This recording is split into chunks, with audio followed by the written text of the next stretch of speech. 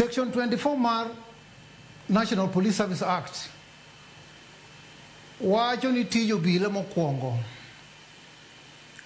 and bang' ka waseyudo wasekelo reforms mag police any provision of assistance to the general public konyo japiny mane tije obila namba achiel neno gima waluongo ni National Police Service Act ma police tiyogo.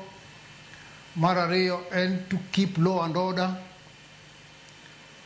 Mar adek en detection and prevention of crime. Ging'eny gidhi kamano nyaka 11 but adek madongo go doher wacho ni japiny ni mago en gin adek kuom tije 11 monego obila tim.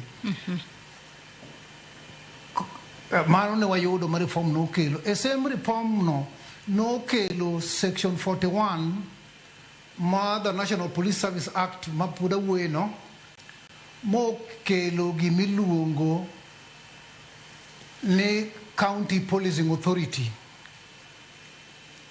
Kisomo the National Police Service Act as amended in 2016 nitie gima waluongo ni County Policing Authority ma governor bedo jakome kata onyalo appoint one of his ministers bedie. Kanyo oting'o polise adek madongo e county ka county, oting'o county commander, oting'o CID director, DCI ma county, oting'o the county intelligent officer adek go, mano inspector general ma police ema appoint.